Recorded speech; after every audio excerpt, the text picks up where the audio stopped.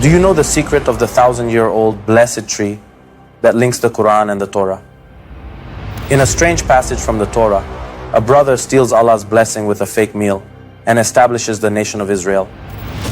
But why did Allah call this nation the goal of creation?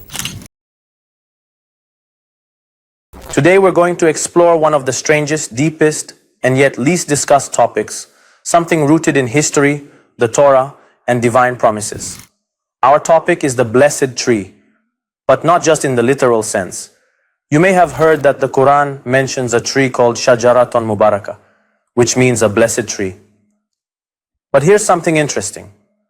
Allah says to Prophet Abraham, peace be upon him, O Abraham, this blessed tree is from your lineage, meaning blessing was placed in your descendants. Now the big question is, why is this lineage so important? Why has history been so deeply entangled with it? Let's go further back to the Torah. In the Torah, there's a word called barakah, and in various pronunciations, it appears as baraka, barak, and so on. All of them refer to one concept which means blessing. That's where the story of the blessing begins. There's a mysterious scene in the Torah between two brothers, Jacob and Esau, the sons of Isaac. And what are they fighting over? Who gets their father's blessing first?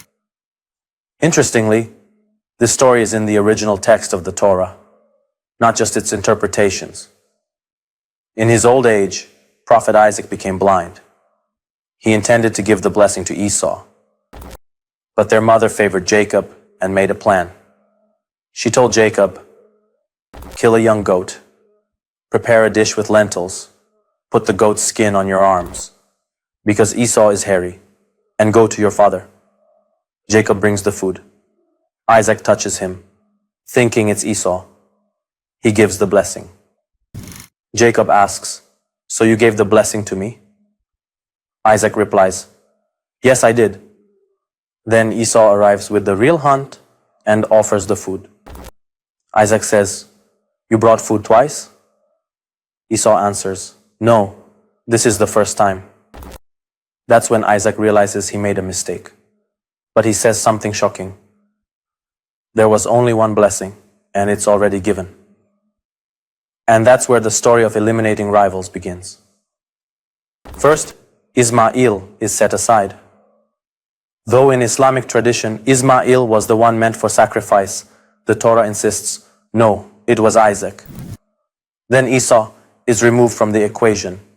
So who remains? Jacob, who later receives the name Israel, and his descendants become Bani Israel, or the children of Israel. But again, why so much focus on this lineage? Because of that promise Allah made to Abraham, a promise about the emergence of a special line, a lineage that carries the purpose of creation. And now something very surprising. One of the titles of Imam Ali, peace be upon him, in the Torah is the sacred blessing. In Hebrew texts, it is said that when the Shekinah reaches the sacred blessing, that's when the divine promise is fulfilled. And this will happen when the promised abundant lineage finally appears. Now we enter the discussion of the sacred marriage, a union awaited not just by people, but by the entire cosmos. The marriage of Imam Ali and Lady Fatimah, peace be upon them. The Prophet Muhammad, peace and blessings be upon him and his family, said about this marriage, I have no saying in this matter. Allah himself has chosen who Fatimah will marry. He would say, Fatimah is different. Her marriage is in Allah's hands. And Imam Ali, peace be upon him, proudly said, one of my greatest honors is being the husband of Fatimah. In the Star of David, there are two triangles, one pointing upward, the other downward. One symbolizes the masculine, the other the feminine. When they meet, blessing flows from all six directions. And this marriage was the realization of that sacred connection. That's why it is said that when this marriage happened, the heavens rejoiced, the universe celebrated, because it knew what the outcome would be. A special lineage, a lineage that would lead to the 12th one, the one who will unveil the true purpose of creation. We weren't created for illness or war or injustice. So why is our world filled with these things? because we lack the Imam. If you want illness to end, if you want justice to be established on earth, just seek him. The world after his appearance will be a completely different world. Allama Tabatabai said, the reappearance will take place in a barzakh-like environment.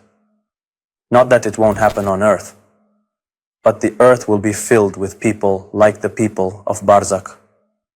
All will be connected to Allah. All will be possessing spiritual capabilities. All will be in communication with the souls of the believers. All will be experiencing paradise. Right now we are in darkness, but when the sun rises, nothing will ever be the same. That's why in Dua Nudba we read 40 times, where is the remainder of Allah? Where is the face of Allah? Where is justice? And so on.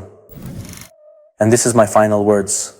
If you truly long to enter that bright world, then with all your being, with your whole heart, from the depths of your soul, say, where is Imam Mahdi?